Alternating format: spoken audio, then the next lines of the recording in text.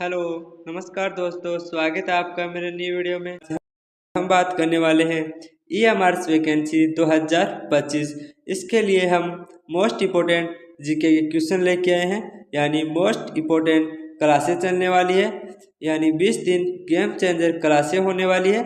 आज डे 5 है, क्लास 5 है। आपको बता दें, हम ईएमआरएस वैकेंसी के लिए जीके की मोस्ट इम्पोर्टेंट क्वेश्चन के लिए सीरीज लेके आए हैं जो ईएमआरएस से ही संबंधित होंगे, यानी ईएमआरएस के लिए बेस्ट मोस्ट जीके क्वेश्चन होने वाले हैं। चलिए देखते हैं ये कौन सी एग्जाम को टारगेट करेंगी। तो देखिए, पहला है लैब अटेंडेंट, दूसरा जेएसए, फिर हॉस्टल वार्डन और फिर फीमेल स्टाफ नर्स। इसके लिए मोस्ट इम्पोर्टेंट जीके के क्वेश्चन होने वाले हैं, यानी जो मोस्टली ईएमआरएस से ही संबंधित होंगे, जो ईएमआरएस में एग्जाम में पूछे जाते हैं। आप अपनी नोटबुक में इन सभी क्वेश्चनों को नोट कर सकते हैं, क्योंकि ये मोस्ट इम्पोर्टेंट जीके के लिए सीरीज रहने वाली है। आज हमारी क्लास 5 है। चलिए इसके मोस्ट इम्पोर्टेंट जीके के क्वेश्चन करते हैं। चलिए देखिए, हमारा पहला क्वेश्चन है, राज्यसभा की सदस्यता के लिए न्यूनतम उम्र सीमा कितनी होनी चाहिए? यानी राज्यसभा की सदस्यता के लिए न्यूनतम उम्र सीमा कितनी है या कितनी होनी चाहिए? पहला है 25 वर्ष, दूसरा है 27 वर्ष, फिर है 30 वर्ष और फिर है 35 वर्ष। तो देखिए, आपको बता दूं, राज्यसभा यानी राज्यसभा की सदस्यता के लिए न्यूनतम उम्र सीमा है वह 30 वर्ष होनी चाहिए। यानी अगर 30 उम्र से अधिक है तो वह राज्यसभा की सदस्यता के लिए मान्य होता है। चलिए नेक्स्ट क्वेश्चन देखते हैं।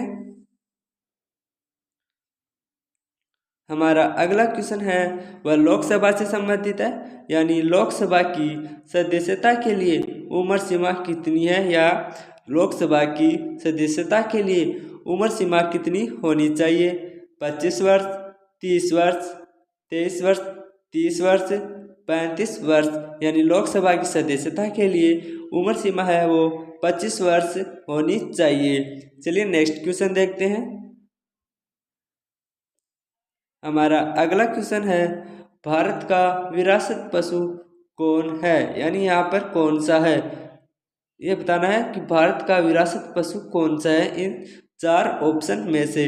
गाय है, हाथी है, मोर है या फिर गंगा डॉल्फिन है। तो देखिए, भारत का विरासत पशु है वह है हाथी है, यानी हाथी भारत का विरासत पशु है। चलिए नेक्स्ट देखते हैं।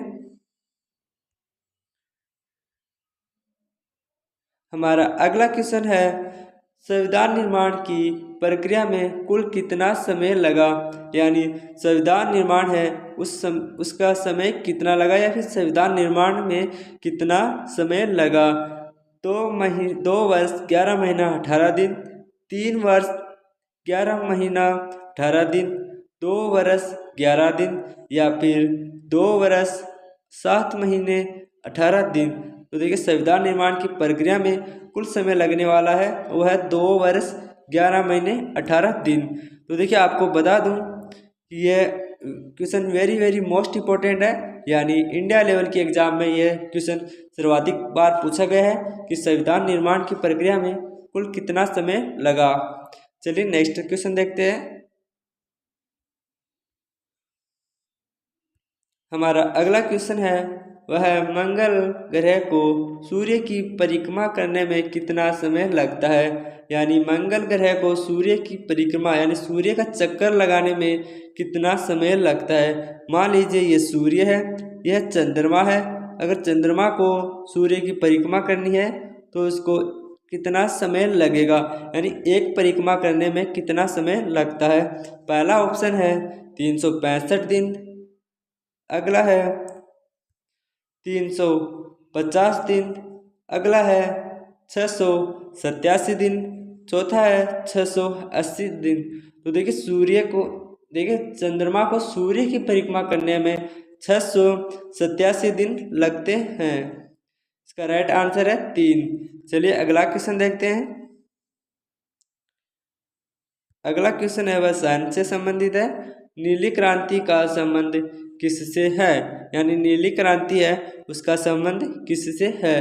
दुग्ध उत्पादन से, मसाला उत्पादन से, मत्स्य उत्पादन से या फिर उर्वरक उत्पादन से? तो देखिए नीली क्रांति है वह मत्स्य उत्पादन से संबंधित है, यानी आपको यह याद रखना है कि नीली क्रांति है वह मत्स्य उत्पादन से संबंधित है। चलिए नेक्स्ट क्वेश्चन देखते हैं। हमारा अगला क्वेश्चन है वह है सिखों के 10वें गुरु कौन हुए, यानी सिखों के 10 गुरु हुए थे, उन 10वें गुरु का नाम बताना है। गुरु नानक है, अमरदास है, हरि कृष्ण है या फिर गुरु गोविंद सिंह है? तो आपको बता दूं सिखों के 10वें गुरु गुरु गोविंद सिंह हुए थे। चलिए नेक्स्ट देखते हैं। हमारा अगला क्वेश्चन है वह साइंस से संबंधित है। आपको बता दें साइंस के 3 या 4 क्वेश्चन साइंस के आने वाले हैं। इस बार जीके के 20 क्वेश्चन आएंगे EMRs में। चलिए नेक्स्ट क्वेश्चन, चलिए इसका आंसर देखते हैं। मानव शरीर में कुल अस्थियों की संख्या कितनी होती है, यानी मानव शरीर में कुल हड्डियां हैं उनकी संख्या बतानी है। 270, 300 या 306 या फिर 206? तो मानव शरीर में है वो हड्डियों की संख्या होती है 206। चलिए नेक्स्ट क्वेश्चन देखते हैं। अगला क्वेश्चन है आनुवंशिकी का जनक यानी फादर ऑफ जेनेटिक्स किसे कहा जाता है, यानी जिसने आनुवंशिकता की खोज की? Robert Hooke, Robert brown, Geiger John Mendel या फिर न्यूटन? यहाँ पर न्यूटन आएगा। चलिए देखते हैं, इसका राइट आंसर है Geiger John Mendel. Geiger John Mendel ने आनुवंशिकी का जनक या फादर ऑफ जेनेटिक्स कहा जाता है। यह क्वेश्चन एग्जाम में बहुत बार पूछा जा सकता है, यानी बहुत बार आ चुका है, इसे वेरी वेरी मोस्ट इम्पोर्टेंट लगा लेना। हमारा अगला क्वेश्चन है वह कंप्यूटर से संबंधित है। कंप्यूटर का आविष्कार किसने किया, यानी कंप्यूटर है वह किसने बनाया पहली बार? मेटकॉफ ने, चार्ल्स बेबेज ने या इन दोनों ने या उपरोक्त में से कोई नहीं? तो आपको बता दें कंप्यूटर का आविष्कार है वो चार्ल्स बेबेज ने किया। चलिए अगला क्वेश्चन देखते हैं। हमारा अगला क्वेश्चन है दिसंबर 2025 में किस राष्ट्रीय नेता ने भारत का दौरा किया, यानी अभी वर्तमान समय में दिसंबर में किस राष्ट्र नेता ने भारत का दौरा किया है? डोनाल्ड ट्रंप ने, पुतिन ने या फिर इन दोनों ने या उपरोक्त में से कोई नहीं?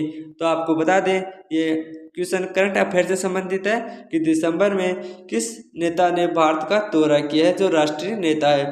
तो वह है पुतिन, यानी डोनाल्ड ट्रंप नहीं होंगे, यहाँ पर होंगे पुतिन। चलिए नेक्स्ट क्वेश्चन देखते हैं। अगला क्वेश्चन है किस राज्य को उगते सूरज की भूमि कहा जाता है, यानी कौन सा राज्य है जहाँ पर सर्वप्रथम सूर्य उगता है या फिर उसे सूरज उगने की भूमि कहा जाता है, यानी पहला राज्य है?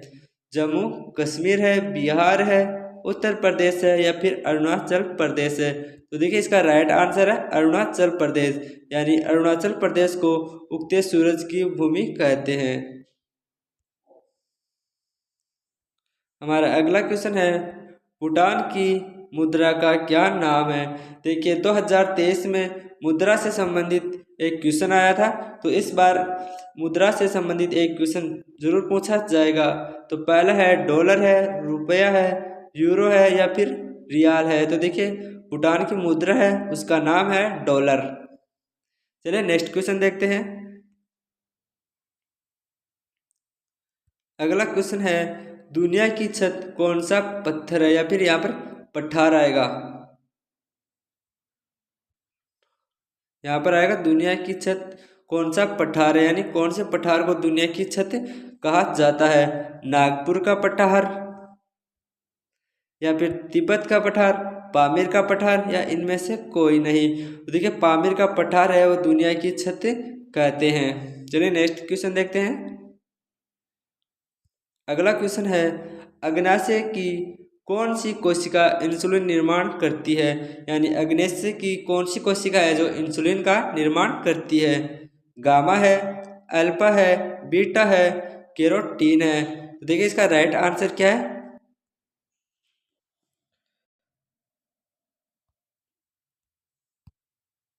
देखिए इसका राइट आंसर है बीटा।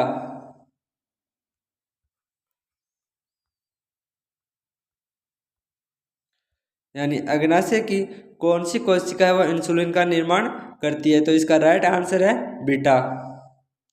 आज हमारे मोस्ट इम्पोर्टेंट 15 क्वेश्चन EMRs के